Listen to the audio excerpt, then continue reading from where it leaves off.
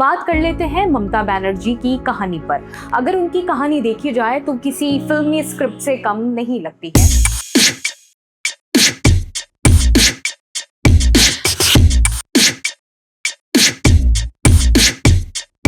कोलकाता की एक साधारण गली से निकलकर उन्होंने कम उम्र में पिता के निधन के बाद परिवार की जिम्मेदारी संभाली, पढ़ाई जारी रखी, धीरे धीरे राजनीति में कदम रखा। 1975 में जयप्रकाश नारायण की रैली में उनकी कार पर चढ़कर विरोध करने से उन्हें स्ट्रीट फाइटर की पहचान मिली और 1984 में सोमनाथ चटर्जी को हराकर वो जयंत किलर बन गई।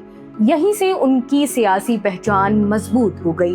कई सालों के संघर्ष के बाद 2011 में ममता बनर्जी ने 34 साल पुरानी लेफ्ट फ्रंट सरकार को हटाकर सत्ता संभाली, जो बंगाल की राजनीति में बड़ा टर्निंग पॉइंट साबित है। उनके शासन की पहचान जन कल्याण योजनाएं, महिलाओं के लिए आर्थिक मदद और दीदी की जमीनी छवि बनी, जिसने उन्हें लगातार चुनाव जिताकर उनकी पकड़ को मजबूत बनाया।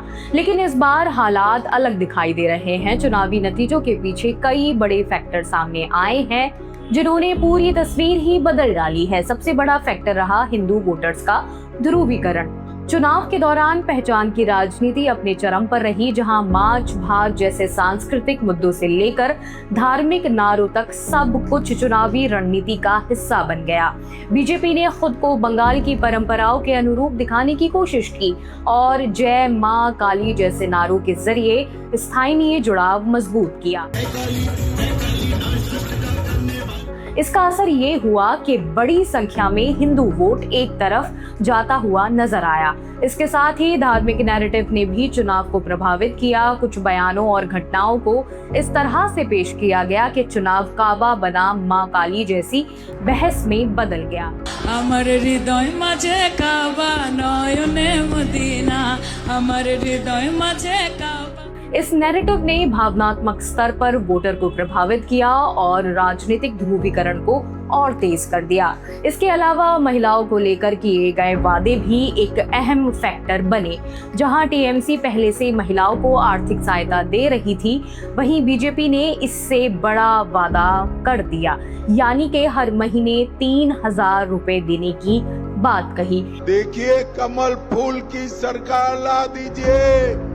मई महीने से हर दीदी के बैंक अकाउंट में 3,000 रुपया भारतीय जनता पार्टी जमा करा।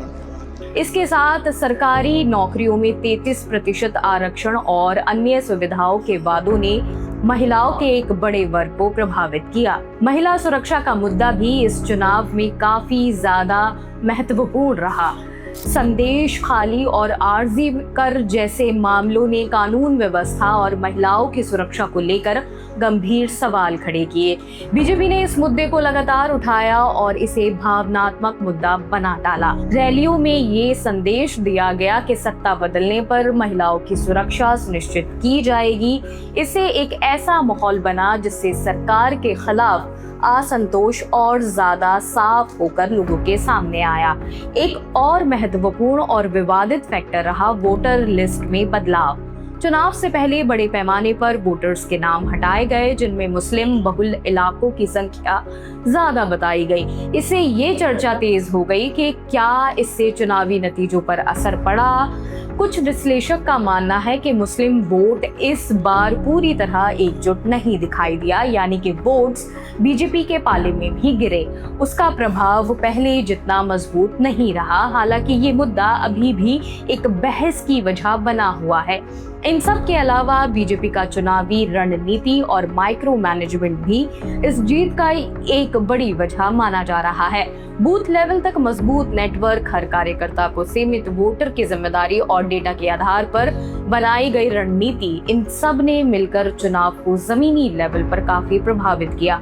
अमित शाह ने खुद लंबे समय तक बंगाल में डेरा डालकर चुनाव की कमान संभाली, जिससे ये साफ होता है कि इस जीत के पीछे गहरी प्लानिंग और लगातार मेहनत रही है। कुल मिलाकर ये चुनाव सिर्फ वोटों का आंकड़ा नहीं है, बल्कि ये दिखाता है कि राजनीति में नैरेटिव, रणनीति और वोटर की समझ कितनी बड़ी भूमिका निभाती है। फिलहाल आपका इस मुद्दे पर क्या सोचना है, हमें कमेंट करके जरूर बताएं और ऐसे ही और ज्यादा वीडियोस देखने के लिए जुड़े रहिए मकतूब हिंदी के साथ। शुक्रिया।